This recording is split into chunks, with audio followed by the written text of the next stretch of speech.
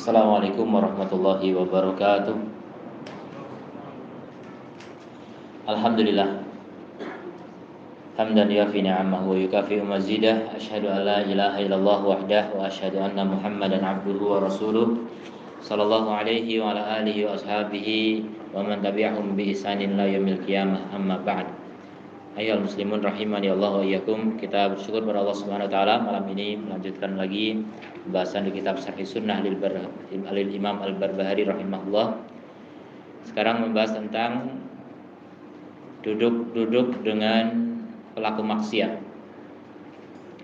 Berkata mu'allif rahimahullahu taala, wa idza ra'aita ar-rajul radi at-tariq, kalau kamu melihat seseorang jelek jalannya, wal madhab, dan madhabnya sama, madhab itu tariq, jalan, fasikon, dia fasik, pelaku dosa besar, fajiron, pelaku dosa juga, sahiba ma'asin, sahabatnya maksiat, jadi selalu bermaksiat, zaliman, mendolimi diri sendiri atau orang lain, wa huwa min ahli sunnati, dan dia termasuk ahlu sunnah, fashabhu, maka bersahabatlah dengannya.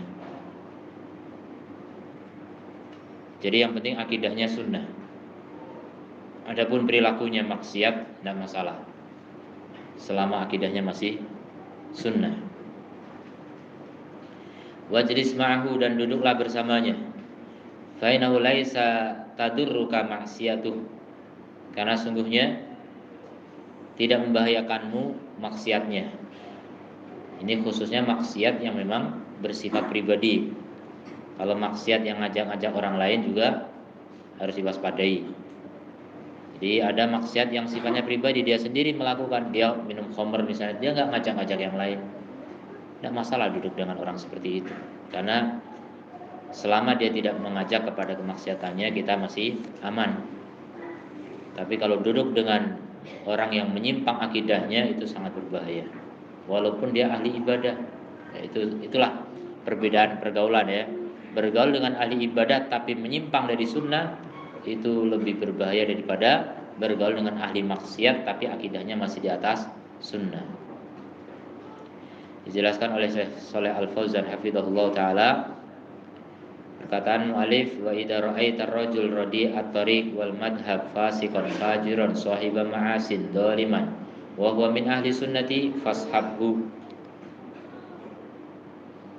Musahabatu kalil fasik, pertemananmu dengan orang fasik, as-sunni, yang berakidah sunnah, ala ma fihi minal fiski, walaupun dia memiliki kefasikan, wa fi'lil ma'asi, dan perbuatan maksiat, wa mujalasatu kalahu khairun, dan dudukmu bersamanya lebih baik, min mujalasati kalil mubtadi', daripada kamu duduk dengan ahli bid'ah. Ahli bid'ah yang enggak bermaksiat tapi bid'ah. Li'anal 'asi ya'rifu annahu 'asin, karena pelaku maksiat dia tahu kalau dia itu bermaksiat, dia tahu kalau berbuat kesalahan. Wa yurja annahu yatubu bi khilafil mubtadi', dan diharapkan dia akan bertobat. Berbeda dengan al-mubtadi'. Fa innahu ya'taqidu annahu ala haqqin, maka dia berakidah, berkeyakinan bahwasanya dia di atas kebenaran. Wala yatub, dan tidak mungkin taubat. Taubat dari kebenaran enggak mungkin. Fal mubtadi'atu la yatubun, ahli bid'ah itu tidak akan bertobat. Fil ghalib, kebanyakannya, umumnya. Li'annahum yarawna annahum ala haqqin, karena mereka menganggap bahwasanya mereka di atas hak. Walaysa hadza ma'nahu, dan ini bukanlah maknanya annaka tujalis al-usat, bahwasanya kamu dimotivasi untuk duduk dengan ahli maksiat, tidak. Maksudnya sekedar boleh secara umum, lebih ringan dibanding dengan duduk dengan ahli bid'ah. Lakin maknahu, tapi maknanya anna mujalasatal usati, bahwa duduk-duduk dengan ahli-ahli maksiat, min ahli sunnati, yang berakidah sunnah, khairun, lebih baik, lebih ringan, min mujalasatil mubtadi'ati, daripada duduk dengan ahli bid'ah, wa in kana dhahiruhumul ibadah, meskipun dohirnya itu ibadah dan sholat, dohirnya soleh tapi menyelisih sunnah. Hada qasdul muallif rahimahullah, ini maksud dari penulis rahimahullah.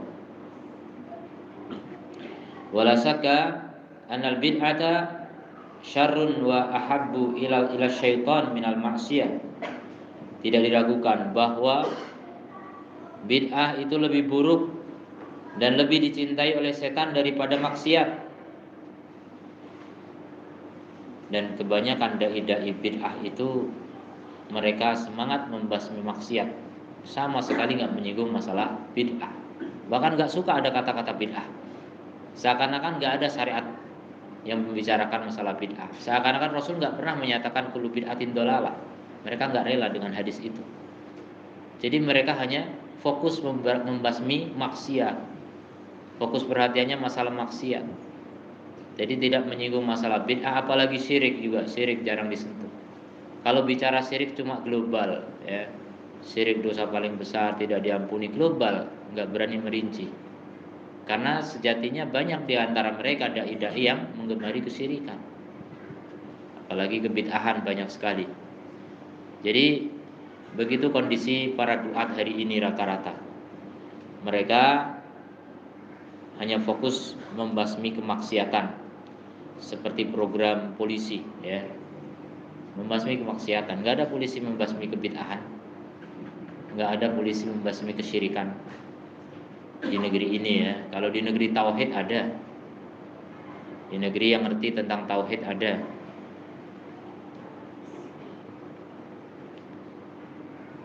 Jadi mereka mengira maksiat itu hanya sekedar, atau dosa itu hanya sekedar maksiat. Adapun bid'ah nggak masalah, yang penting hasanah. Nah itu masalahnya, ya. Ada sesat tapi hasanah, sesat tapi baik, nggak apa-apa sesat, yang penting baik. Gimana itu sesat baik? Sesat baik itu gimana? Nggak apa-apa masuk neraka, yang penting baik. Gimana itu orang baik kok masuk neraka? Jadi nggak sinkron, ya. Nggak ada istilah bid'ah hasanah, itu nggak ada. Coba cari kamusnya di mana? Di mana rujukannya? Ayatnya atau hadisnya mana? Ada kata-kata bid'ah hasanah, coba. Nggak akan ketemu. Dan itu lafadz bid'ah. Istilah bid'ah. Bid'ah hasanah sendiri itu istilah yang bid'ah, nggak ada. Kalau Rasul pernah menyatakan, mereka membawakan dalil diantaranya man sanna sunnatan hasanatan, siapa yang bikin sunnah hasanah. Lah itu lafadznya sunnah hasanah, bukan bid'ah hasanah. Nggak ada lafadz bid'ah hasanah, nggak ada. Yang ada kullu bid'atin dolalah, itu ada. Semua bid'ah sesat. Tapi mereka nggak rela dengan hadis itu. Kalau mereka mampu, mereka mau hapus itu hadis itu dari kitab-kitab hadis. Tapi mereka nggak bakal mampu. Itu sudah tertulis dari dulu, dan kitab hadis sudah tersebar di mana-mana, dicetak di mana-mana, dibaca orang di mana-mana, dihafal di mana-mana. Kemudian mereka mau menutup-nutupi ilmu yang sudah terang benderang itu. Seperti mau menghapus matahari di siang bolong, nggak bisa. Tapi banyak yang memang tertipu, banyak, ya. Karena masyarakat itu rata-rata jahil. Masyarakat rata-rata tidak membaca hadis. Masyarakat rata-rata hanya mendengar suara yang paling keras, yang paling terkenal, yang paling viral, itu yang mereka dengar. Siapa yang ceramah, yang ceramahnya bagus, itulah ulama, idola mereka. Jadi sekedar orang bisa ceramah disebut ulama. Itu masyarakat sekarang, ya. Nggak bisa membedakan mana ulama, mana bukan ulama.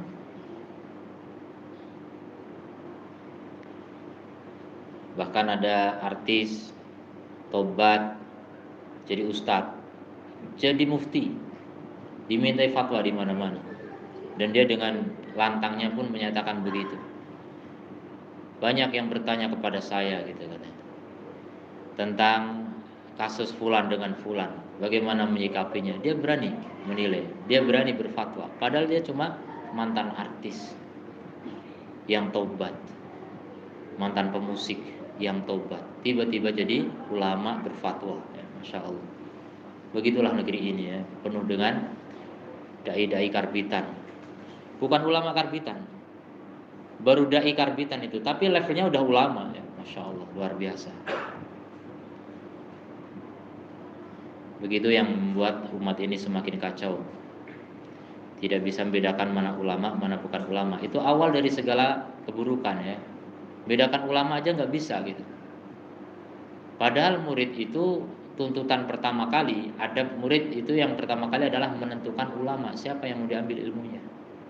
Kalau nggak bisa membedakan mana ulama benar, mana ulama salah, ya udah pasti akan terjerumus kepada kekeliruan.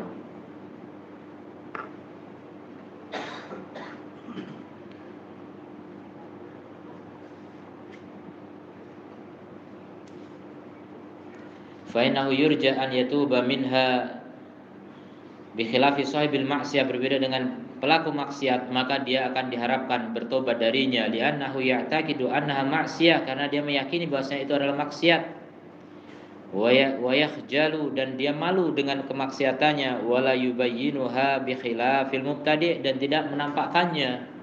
Orang maksiat itu masih banyak yang sembunyi-sembunyi karena malu, karena tahu itu tidak baik. Berbeda dengan ahli bid'ah, pamer, bahkan ngajak-ngajak orang lain, merasa bangga, merasa beribadah kepada Allah, merasa taat, padahal itu sesat. Ini kasihan sebenarnya orang-orang yang tertipu seperti itu.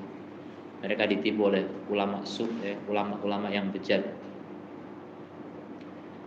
Kemudian perkataan mu'alif, wa huwa min ahli sunnati fashabhu, ai malam yakhruj 'anil Islam, selama dia tidak keluar dari Islam, masih berpegang dengan akidah ahlu sunnah wal jamaah, innama indahu kabair, dia cuma melakukan dosa besar yang di bawah kesyirikan, walaysa indahu bid'ah, dan dia tidak punya bid'ah, famujalasatuka lahu akhaffu, maka duduk-dudukmu bersamanya lebih ringan daripada duduk-duduk dengan ahli bid'ah.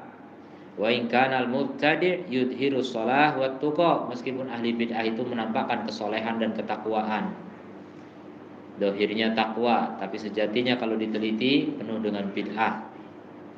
Hanya orang yang berilmu yang tahu, hanya ulama yang bisa bedakan. Orang awam nggak ngerti. Ngertinya ini orang ahli sholat, ini orang ahli takwa, nggak pernah maksiat, masa disesatkan.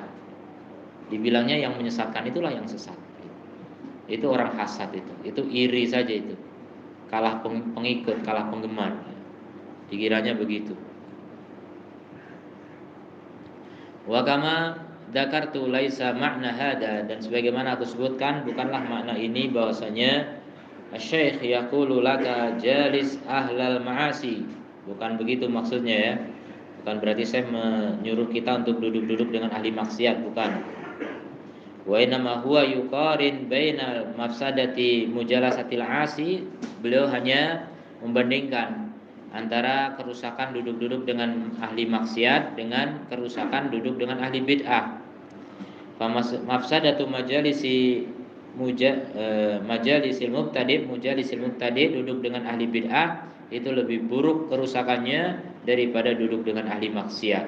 Fa kaifa bi sahibi sunnati al-mutamassik, maka bagaimana dengan ahli sunnah yang berpegang teguh dengan sunnah, yang jauh dari maksiat, tentu itu lebih utama lagi. Maka duduklah dengan orang soleh, dohir dan batin. Duduklah dengan ahli ibadah yang sesuai dengan sunnah, itu yang terbaik. Idza kanat mujalasatu sahibi sunnati al-asi khairan, jika duduk dengan pengikut sunnah yang bermaksiat itu lebih baik daripada duduk dengan ahli bid'ah, maka bagaimana dengan duduk dengan pengikut sunnah yang mendapatkan hidayah, yang berpegang teguh dengan as-sunnah. Hada huwal jalisus shalih, inilah dia teman duduk yang saleh yang dianjurkan dalam Islam. Perkataan beliau, fa innahu laisa yadurruka maksiyatuh, maksiatnya tidak membahayakanmu.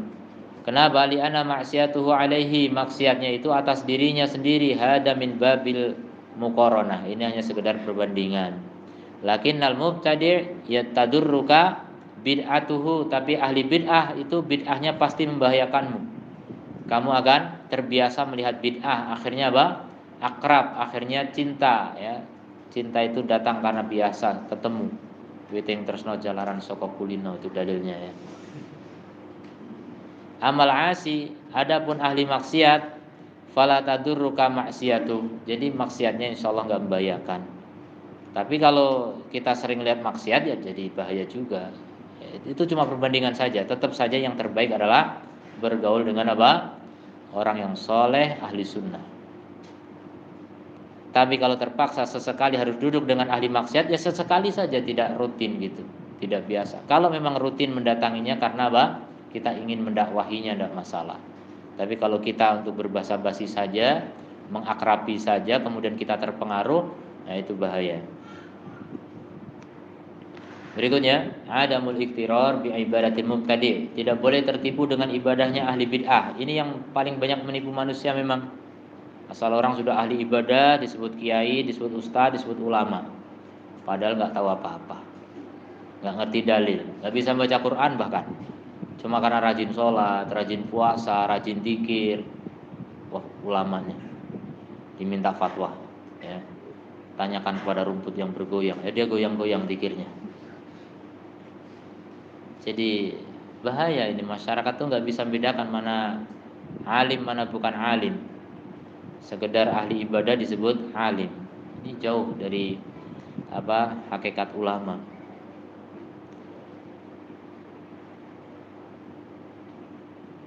Qala al-mu'allif rahimahullahu taala, wa idza ra'aita ar-rajul mujtahidan, kalau kamu melihat seseorang bersungguh-sungguh fil ibadah, di dalam ibadah, mutaqasyifan muhtarikon bil ibadah, jadi sampai hidup dengan sederhana, ya, memiskinkan diri untuk beribadah, ya, rela meninggalkan mencari nafkah demi ibadah, tapi sabar dengan itu, nggak mengemis. Ya dia nyari nafkah seadanya saja gitu. Bil ibadah sahibah hawa, tapi dia pengikut hawa nafsu. Artinya ibadahnya tidak dibimbing ilmu, tidak sesuai dengan wahyu, maka itu adalah nafsu.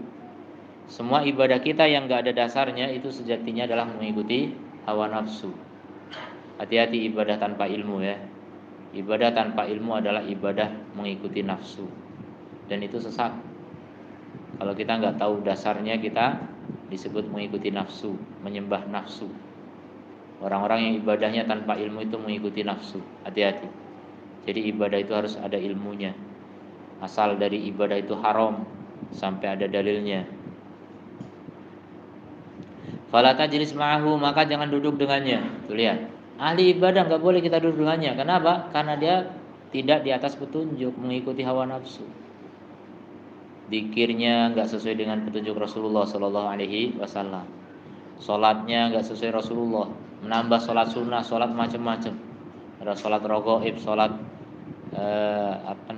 sholat arba'in, sholat macam-macam. Itu inovasi, ya, karangan mereka, bukan dari Rasulullah Sallallahu Alaihi Wasallam. Fala tajlis ma'ahu, maka jangan duduk bersamanya.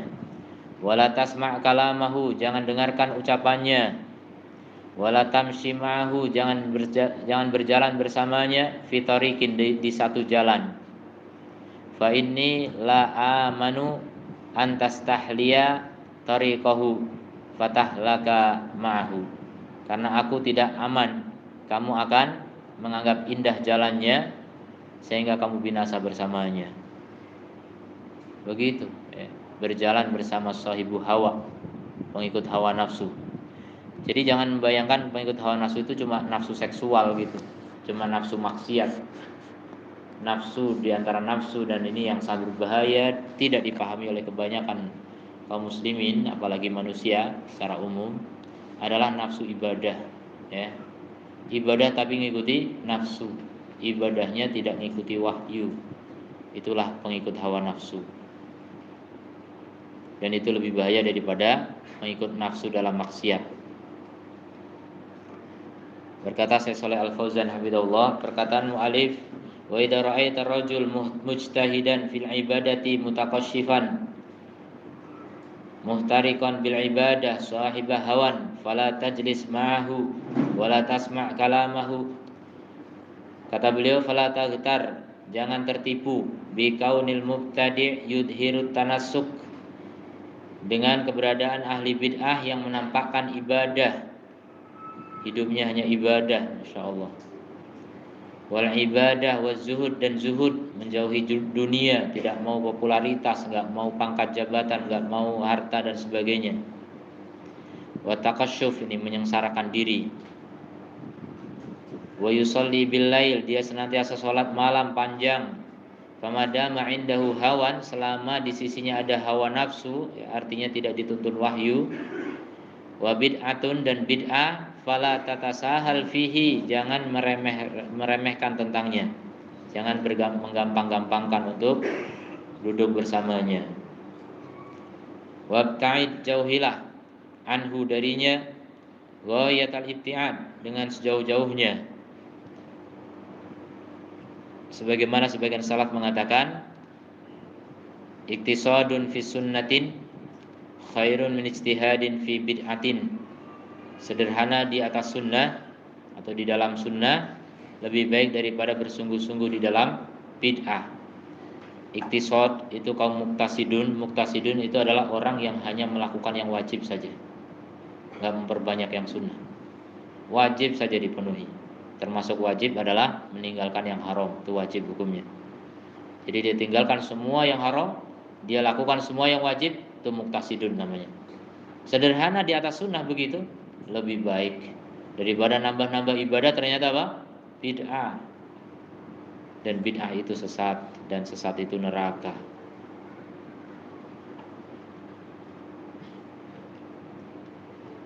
Kemudian perkataan beliau, wala tamshi ma'hu fi tariqin, jangan berjalan bersamanya di satu jalan.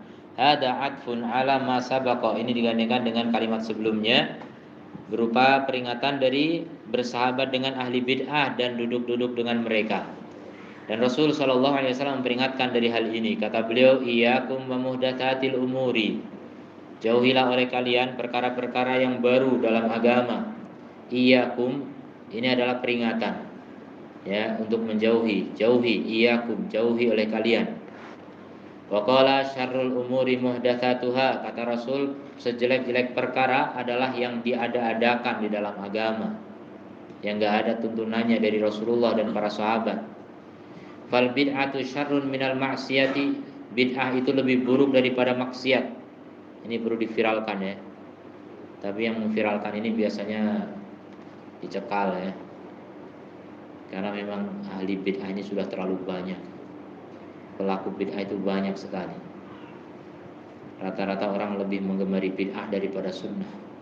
Yang asli dari Nabi ditolak, yang palsu bukan dari Nabi malah diterima laris manis. Dan itulah setan ya. Karena setan membumbui, bid'ah itu terlihat indah, sementara sunnah terlihat buruk.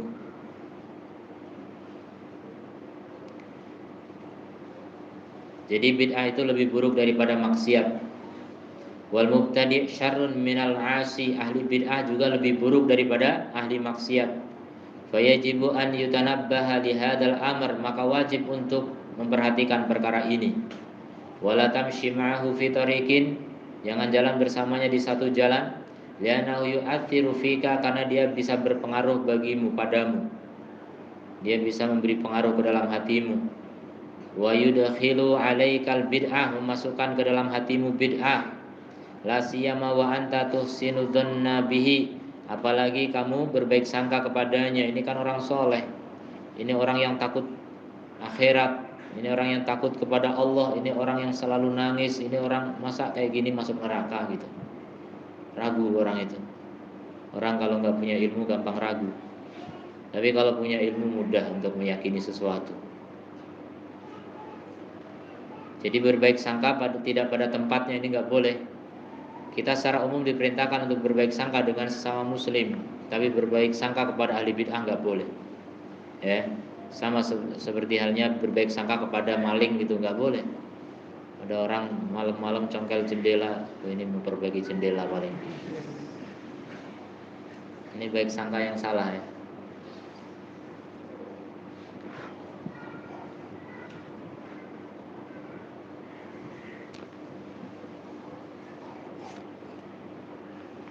Lima yadharu minhu minal ibadah. Jadi berbaik sangka dengan alasan apa? Karena nampak darinya ibadah. Kemudian takasyuf, ya, takasyuf ini sederhana, meninggalkan dunia, zuhud.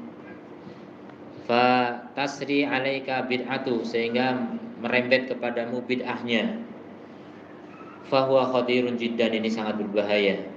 Kama mathalan nabiyyu, sebagaimana Nabi sallallahu alaihi wasallam berikan permisalan al-jalisus salih bi bai'il misk, teman duduk yang soleh itu seperti penjual misik. Fa imma an yu'tiyaka min miskihi, bisa jadi dia memberikan kepadamu dari misiknya. Misik itu parfum ya, bukan musik. Wa imma an tashtariya minhu, atau kamu membeli darinya. Wa imma an tajida minhu raihatan thayyibah, minimal kamu mendapati aroma yang harum. Itu teman yang soleh, yang baik. Madum tajalisan indahu, selama kamu duduk di sisinya, ilam tahsul minhu ala syai', kalau kamu enggak menghasilkan apapun, la bil hibah, tidak dengan hadiah, wala bil bai', tidak juga dengan jual beli, fa innaka tajidu raihatal miski, kamu mendapati aroma misik yang harum. Wa anta jalisun indahu, sementara kamu duduk di sisinya. Amma jalisusu, adapun teman yang buruk, teman duduk yang buruk, fahuwa kana fi khilqir, seperti pandai besi. Ima an yuhrika thiyabaka, bisa jadi membakar bajumu. Wa ima an tajida minhu raihatan khabitha, atau kamu mendapati aroma busuk. Wa hada yantabiqu ala jama'ati tabligh, dan ini tepat diterapkan untuk jamaah tabligh. Ini dulu ada yang tanya tentang CT ya. Saya cuma baca nih ya. Ini tepat pada jama'atut tabligh alladzina qad iftarra bihim, yang sudah tertipu dengan mereka katsirun minan nas, kebanyakan orang. Banyak orang yang tertipu dengan gelagat mereka yang ahli ibadah, ahli zuhud. Mereka hidupnya sederhana ya. Mereka cuma ibadah, mereka dakwah ke sana kemari dan lain sebagainya. Itu banyak orang tertipu dengannya. Al-yaum, pada hari ini. Nadaran lima yadharu minhum, karena melihat kepada apa yang nampak dari mereka dari ibadah. Wa tatwibil usah, dan membuat ahli maksiat bertobat. Tuh banyak ahli maksiat bertobat. Termasuk yang saya bilang tadi tuh, pemusik yang jadi ustadz. Kama yaqulun, sebagaimana mereka katakan. Wa syiddati ta'thirihim, dan begitu besar pengaruh mereka fi man yashabuhum, terhadap orang yang bersahabat dengan mereka. Lakinnahum yukhrijunal usah minal maksiyah, akan tetapi sayangnya ini pandangan ulama, lihat. Memang benar mereka bisa mengeluarkan ahli maksiat dari maksiat, tapi dikeluarkan dari maksiat menuju apa? Ilal bid'ah, menuju bid'ah, dan itu lebih buruk. Dulu enggak bid'ah, sekarang jadi bid'ah, itu lebih buruk. Wal bid'atu syarrun minal maksiat, dan bid'ah itu lebih buruk daripada maksiat. Wal asi min ahli sunnati, ahli maksiat dari ahli sunnah lebih baik daripada abid, ahli ibadah dari ahli bid'ah. Ini lihat perbandingannya ya. Jangan tertipu dengan ibadahnya ahli bid'ah. Fal yutanabbah lidzalik, hendaknya perhatikan hal itu.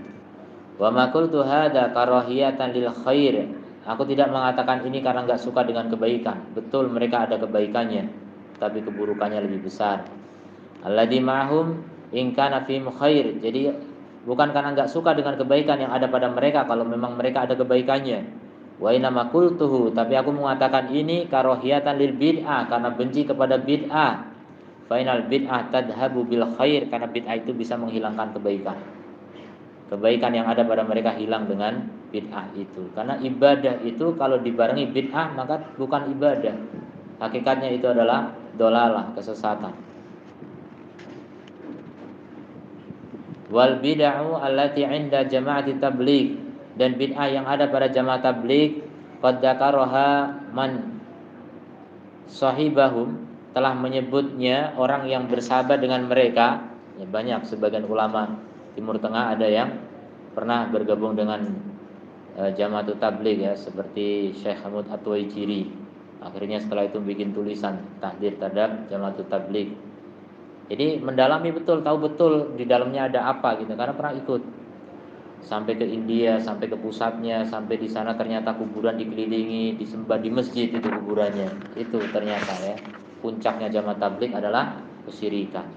Dan puncaknya dibaiat pada salah satu dari 4 thariqah ya, semua thariqah kesyirikan. Alhamdulillah min dzalik. Jadi kata saya di sini, telah menyebutkan tentangnya orang yang bersahabat dengan mereka, tsumma taba, kemudian bertobat, min musahabatihim, ya, tobat dari bersahabat dengan mereka. Wa ulifat kutubun, dan telah ditulis kitab-kitab, katsirah, banyak sekali kitab-kitab, fitahdiri minhum, untuk mentahdir jamaatut tabligh, wa bayani bid'ahihim, dan penjelasan tentang bid'ah-bid'ah mereka. Wa qaunu Syekh Muhammad ibni Ibrahim rakhasa li ba'dihim, adapun Syekh Muhammad ibni Ibrahim ini mufti Saudi sebelum Syekh bin Baz dulu, pernah memberikan keringanan untuk sebagian jamaatut tabligh untuk berdakwah di mamlakah, ya, di Saudi di awal perkaranya dulu. Li'annahu lam yatabayyan lahu amruhum, karena beliau belum tahu hakikat mereka, ya, akhirnya diizinkan untuk berdakwah. Syekh Ibnu Baz juga fatwa pertamanya membolehkan ikut jamaatut tabligh karena beliau berfatwa berdasarkan informasi, sementara beliau nggak bisa melihat, beliau buta, dapat informasi mereka jamaah yang bagus, berdakwah begini, menyadarkan orang maksiat, ya kata saya bagus, ikuti mereka. Begitu Syekh bin Baz awalnya. Kemudian didatangkan orang lain lagi menginformasikan yang lebih tepat hakikat dari jamaah tabligh, akhirnya Syekh bin Baz meralat fatwanya. Fatwa kedua melarang untuk berdakwah bersama jamaah tabligh. Dan mereka, saya pernah juga ikut jamaah tabligh, jadi saya ikut tapi saya sambil debat juga sebenarnya, karena terpaksa aja ikut itu, karena diajak oleh paman waktu itu. Kemudian apa? Saya debat, ini yang nggak benar, seperti ini nggak benar. Mereka datangkan ternyata di bawah itu fatwanya Syekh bin Baz nih. Syekh bin Baz aja membolehkan itu. Saya juga kaget, belum paham. Oh iya ya, malah bingung. Jadi karena belum tahu. Jadi memang ada fatwa Syekh bin Baz. Jadi Syekh bin Baz yang fatwa pertama aja yang mereka bawa, fatwa kedua mereka simpan. Itu Jamaah Tabligh Indonesia bawa fatwa Syekh bin Baz juga, ya. Persiapan, siapa tahu ditentang Salafi mungkin.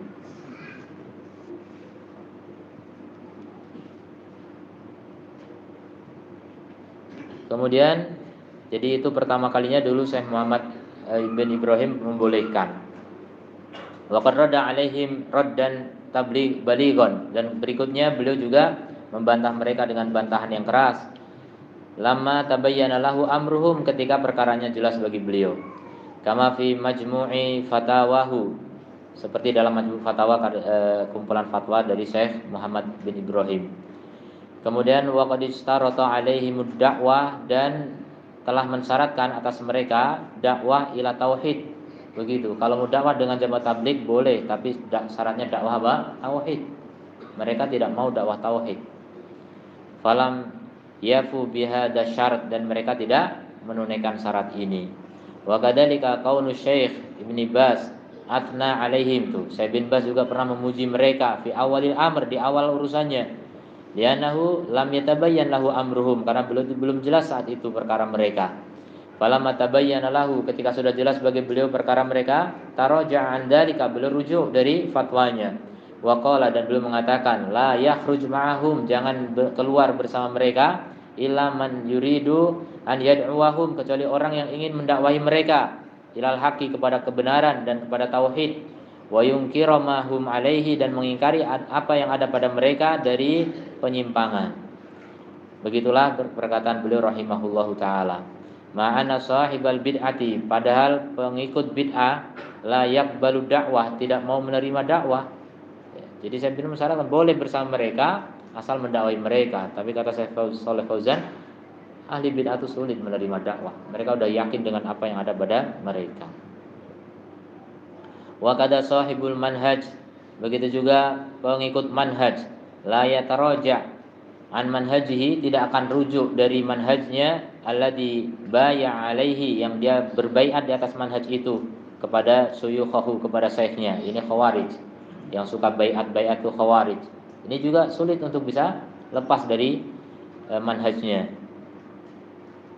Kemudian perkataan Syekh, fa inni la amanu, aku tidak merasa aman, antas tahliya tariqahu, untuk menganggap bagus tariqah mereka, sehingga kamu binasa bersamanya.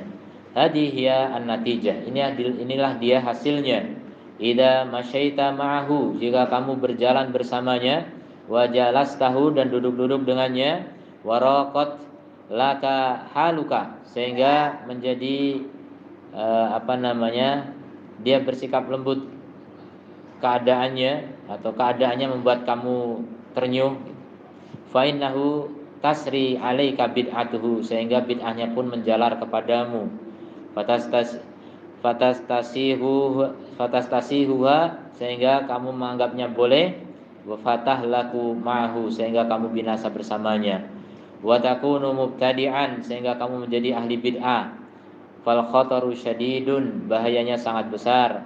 Minal mubtadi'ati, dari ahli bid'ah. Wa ma aktsaruhum fi hadzal zaman, dan betapa banyaknya mereka di zaman sekarang. Dan banyak sekali memang di berbagai negara. Kalau jamaah tabligh yang datang ke Indonesia kan itu asalnya dari India.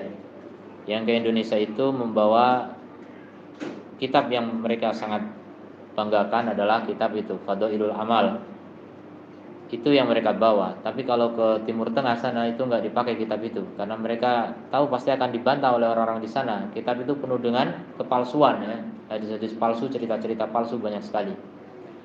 Jadi kalau ke Timur Tengah bawanya apa? Riyadhus Shalihin. Nah, Riyadhus Shalihin diterima. Karena itu karya Imam Nawawi, ahli hadis. Jadi yang dibaca Riyadhus Shalihin. Tapi ya sekedar baca, tapi apa? Syarahnya entah bagaimana, wallahu a'lam. Banyak cerita-cerita palsu pada mereka. Yang pernah ikut mereka tahu, ya. Saya pernah ikut, alhamdulillah. Jadi tahu.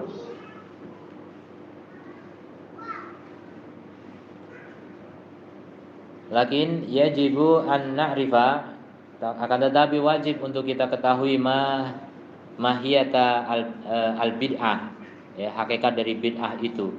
Li'anna ba'dan nasi, karena sebagian manusia, kullu syai'in 'indahu bid'ah, ya, segala sesuatu menurut dia adalah bid'ah. Ini juga salah, ya, terlalu berlebihan menghukumi sesuatu, ya.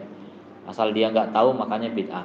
Wah, ini nggak pernah saya lihat, ini bid'ah nih. Nah, ini nggak betul juga, ya. Standar bid'ah hanya apapun yang dia nggak tahu itu bid'ah. Nah, ini bahaya. Ada orang-orang awal ngaji itu kayak gitu ada. Wah, ini nggak pernah saya lihat, guru saya nggak pernah, nih bid'ah ini. Jadi segampang itu menilai apapun yang asing itu dianggap bid'ah.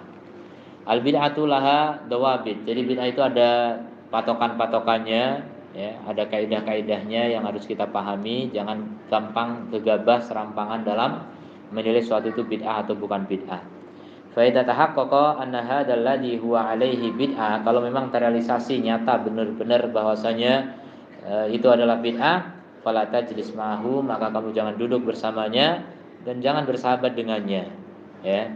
Jangan bersahabat dengan ahli bid'ah kecuali kita terus mendakwahinya. Ini ada pertanyaan.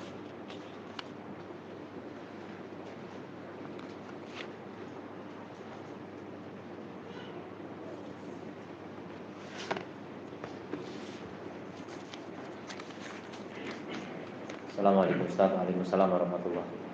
Bagaimana hukumnya menghadiri walimahan teman yang ada maksiat di dalamnya seperti musik dan yang lainnya, tetapi teman kita itu orang yang sering ngaji?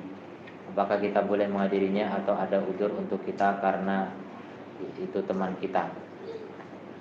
Atau ada udzur untuk kita karena itu teman kita? Jadi ini nggak harus jauh-jauh untuk menjawab seperti ini kita buka lembaran-lembaran kitab akidah atau manhaj, enggak. Cukup kitab fikih. Dan fikih semua madhab silakan buka, ya. Jadi para ulama membahas masalah hukum menghadiri undangan walimatul urs. Hukum asalnya wajib menghadiri undangan walimatul urs, tapi dengan syarat. Syarat-syaratnya diantaranya, dan banyak, ya, sebenarnya ulama sampai memperbanyak syarat itu sampai kita susah ngitungnya, apalagi ngafalnya, ya. Hitungnya aja susah. Jadi syarat yang paling penting intinya tidak ada maksiat di sana. Tidak ada maksiat, dan maksiat itu macam-macam. Mungkin di sana dihidangkan khamr. Kalau khamr mungkin nggak rokok. Kalau nggak dihidangkan, ya banyak orang rokok di sana. Dan banyaknya orang rokok di satu tempat itu juga tempat maksiat namanya. Kita nggak wajib jadinya. Jadi syarat wajibnya gugur. Kemudian apa? Musik, sama tadi musik. Kemudian apa? Ikhtilat, campur baur laki perempuan, gak dipisahkan tamu laki tamu perempuan. Itu semuanya adalah kemaksiatan.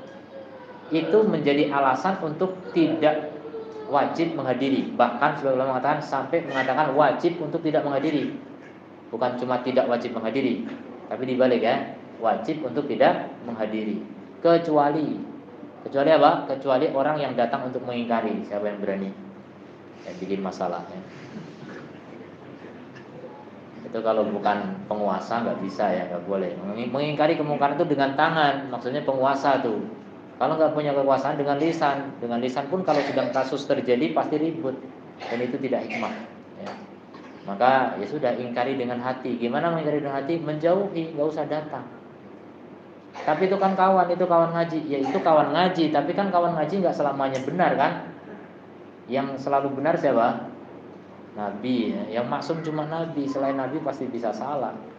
Tapi itu yang ngajak saya ngaji ya. Walaupun yang ngajak antum ngaji sama aja gitu.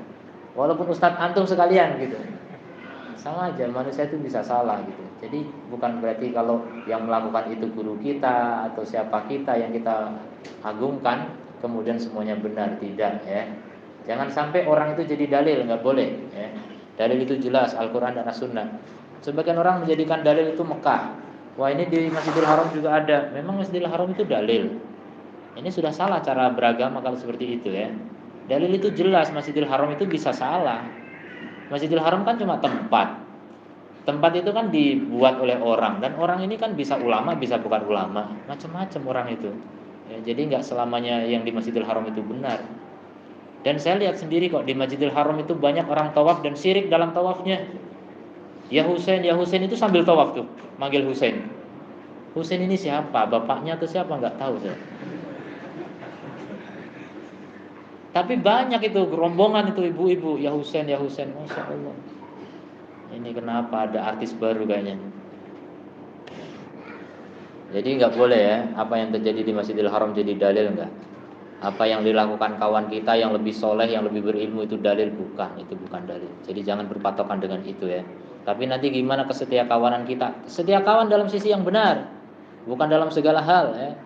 Kalau setia kawan itu menuntut harus bermaksiat, maka itu bukan setia kawan yang benar. Itu pertemanan yang akan membawa ke neraka. Al-akhillau yawma idzin ba'dhum li ba'din adu. Pertemanan pada hari itu, hari kiamat, sebagian akan menjadi musuh bagi yang lain, kecuali yang bertakwa. Nah, itu teman yang enggak bertakwa kalau mengajak kepada kemaksiatan, maka akan menjadi musuh nanti di akhirat.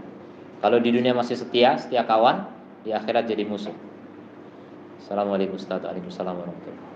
Bagaimana sikap ulama terdahulu terhadap ahlu bid'ah yang masih tinggal satu lingkungan? Maksudnya apa? Ulama terhadap ahlu bid'ah yang masih tinggal satu lingkungan. Jadi ulama dengan ahlu bid'ah satu lingkungan gitu. Satu lingkungan apa ini? Wallahu a'lam, nggak tahu. Yang jelas inilah contoh ya. Ini karya ulama dulu ini. Ulama dulu ini ulama kapan tadi bilang? Ulama terdahulu, ini terdahulu. Walaupun kemarin ya ulama yang sebelum kita itu semuanya ulama terdahulu kan, pendahulu kita. Rata-rata ulama itu terdahulu karena kita masih belajar. Ulama pasti lebih duluan. Jadi ulama mereka semua rata-rata mengatakan tidak akan mau bergabung dengan ahli bid'ah. Dan pernyataan dari dulu banyak. Dan di kitab ini banyak juga ya. Pernyataan bertetangga dengan anjing dan babi dan monyet lebih baik daripada bertetangga dengan ahli bid'ah. Ini contoh ucapan keras mereka terhadap ahli bid'ah. Tapi ini jangan ditelan mentah-mentah antum kemudian pelihara babi gitu, enggak. Tapi begitulah pernyataan mereka ya. Mereka membandingkan seperti tadi, berteman dengan ahli maksiat lebih baik daripada berteman dengan ahli bid'ah. Terus antum cari teman ahli maksiat, ini tidak benar ya. Jadi jangan ditelan mentah-mentah, itu cuma perbandingan saja. Artinya mudaratnya lebih besar kita berteman dengan ahli bid'ah.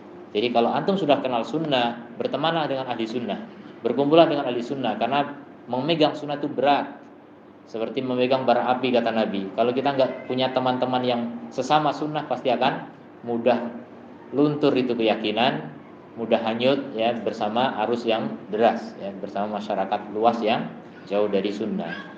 Ya, mudah-mudahan kita diberi keistiqomahan. Subhanakallahumma wa bihamdika asyhadu an la ilaha illa anta astaghfiruka wa atubu ilaik. Assalamualaikum warahmatullahi wabarakatuh.